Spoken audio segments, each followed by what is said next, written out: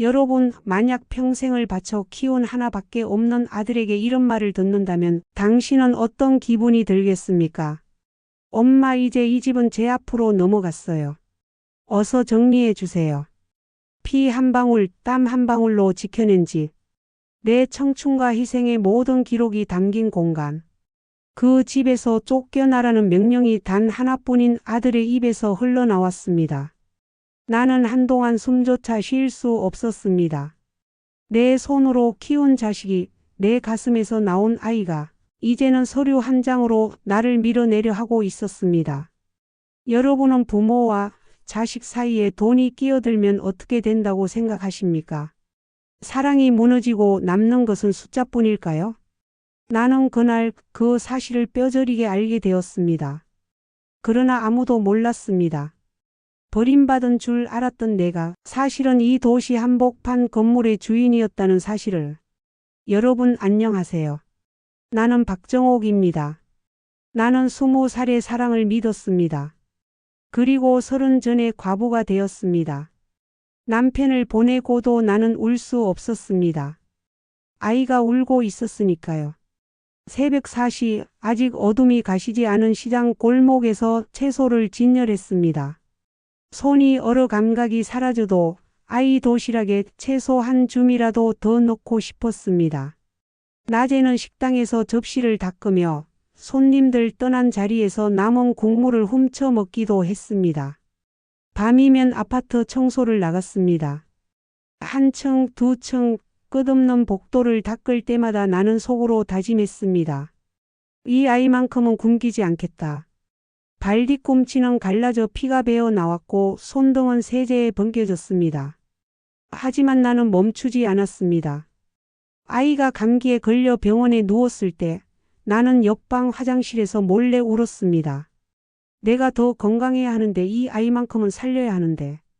내게 미래는 없었습니다. 내게 있는 건 오직 오늘, 오직 아들, 오직 엄마라는 이름뿐이었습니다. 그렇게 마련한 작은 집 한 채. 그 집은 단순한 집이 아니었습니다. 내가 살아온 고통의 증거이자 아이를 지켜준 성이었습니다. 아들은 자랐습니다. 대학에 들어갔을 때 나는 세상을 다 가진 듯 기뻤습니다.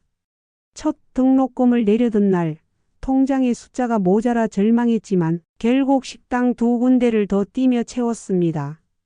아들의 첫 월급날 그는 내게 봉투를 내밀었습니다. 떨리는 손으로. 엄마 고생 많으셨어요. 나는 봉투를 열지 않았습니다. 그저 그 손을 잡고 말했습니다. 내 웃음이 내 효도다. 결혼을 시키며 나는 안도했습니다. 이제는 내 헌신을 알아줄 날이 오겠지. 하지만 결혼 이후 아들은 점점 바빠졌습니다. 전화는 내일 할게로 미뤄졌고 용돈은 이번 달만으로 줄었습니다. 처음에는 이해했습니다. 젊은 부부는 삶이 전쟁이니까. 그러나 그 전쟁에서 나는 점점 잊혀지고 있었습니다. 어느 날 아들이 찾아와 말했습니다. 엄마, 세금이 너무 올라요.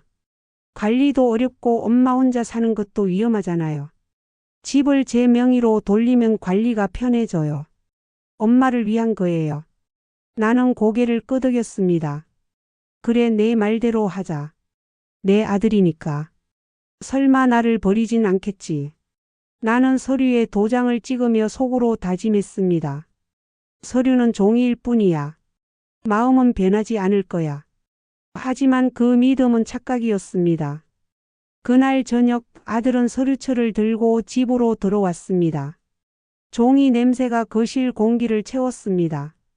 엄마, 이제 이 집은 제 앞으로 다 넘어갔어요. 등기 끝났습니다.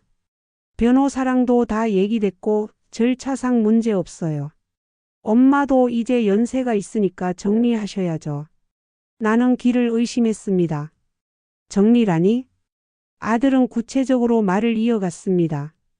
첫째, 엄마 짐은 이번 달 안에 다 박스로 싸서 창고로 옮깁니다. 둘째, 집은 리모델링 공사 들어갑니다. 견적도 이미 받아놨어요. 셋째, 엄마는 원룸에 계시면 돼요. 제가 계약해둔 곳 있어요. 보증금은 제가 냈고 엄마는 월세 40만 원만 내시면 됩니다. 혼자 사시는데 그 정도면 충분하잖아요. 나는 떨리는 목소리로 물었습니다. 그럼 나는? 이 집에서 나는 어디로 가라는 거냐? 아들은 단호하게 말했다. 엄마도 알잖아요. 이 집은 언젠가 제 것이 될 집이었어요. 괜히 시간 끌지 말고 현실적으로 생각하세요. 이게 합리적인 방법이에요. 합리. 내가 알던 합리란 도시락 반찬 한 가지라도 더 챙기던 것이었다. 아들의 합리란 내 세월을 내 집을 빼앗는 말이었다. 그날 밤 나는 깨달았다. 나는 그의 엄마가 아니었다. 그에게 나는 단지 명의자였고 재산이었을 뿐이었다. 그날 밤 울음은 멈추지 않았다. 그러나 새벽이 오자 눈물이 말랐다. 나는 거울을 보며 속으로 말했다. 그래, 이제는 내가 나를 지킨다. 서랍 깊숙이 숨겨둔 수첩을 꺼냈다. 그 안에는 내가 살아온 또 다른 역사가 있었다. 수첩에는 세입자 명단, 계약 날짜, 임대료 기록이 빼곡했다.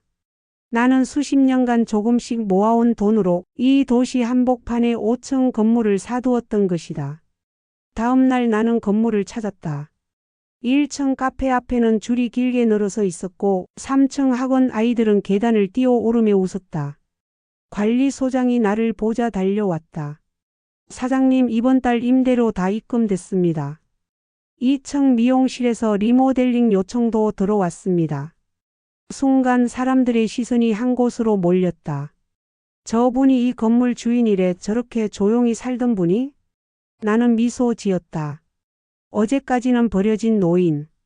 오늘 나는 이 도시 한복판을 움직이는 건물주였다. 며칠 뒤 아들은 지인에게서 소문을 들었다. 너희 어머니 건물주라던데? 임대료만 매달 수천만 원 들어온다던데? 아들은 얼굴이 하얗게 질렸다. 허둥지둥 내 집을 찾아와 문을 두드렸다. 엄마 정말이에요? 왜 말씀 안 하셨어요? 문을 열자 나는 담담히 말했다. 그래, 사실이다. 하지만 그 집은 내 것이 아니야. 나를 위해, 내 삶을 위해 지켜온 거다. 아들은 무릎을 꿇었다. 엄마, 그럼 저는 뭐였나요? 나는 단호히 말했다. 너는 내 전부였지. 하지만 나는 내게 전부가 아니었더구나. 그래서 이제부터는 나를 위해 살 거다. 그 순간 무너져 내린 건 집이 아니라 아들의 자존심이었다. 그리고 나는 더 이상 약한 노인이 아니었다. 나는 내 건물의 맨 위층으로 이사했다. 아침이면 커피 향이 올라오고 저녁이면 아이들의 웃음소리가 울렸다. 며칠 뒤 아들이 다시 찾아와 말했다. 엄마, 제가 잘못했어요. 다시 같이 살아요. 나는 고개를 저었다. 늦었다. 이제 엄마는 너에게 기대지 않는다. 내 인생은 내가 지킨다. 나는 더 이상 버림받은 노인이 아니었다. 나는 알고 보니 건물주였다. 진짜 효도는 부모의 희생이 아니라 부모가 스스로의 삶을 지켜내는 그 선택을 존중하는 것. 그리고 나는 그 선택을 해냈다. 사랑은 소유가 아니라 존중은 경계 위에서 자란다. 진짜 부는 돈이 아니라 지혜로운 선택에서 시작된다. 여러분, 지금까지 청취해 주셔서 감사합니다. 저의 사연으로 어떤 마음이 드셨나요?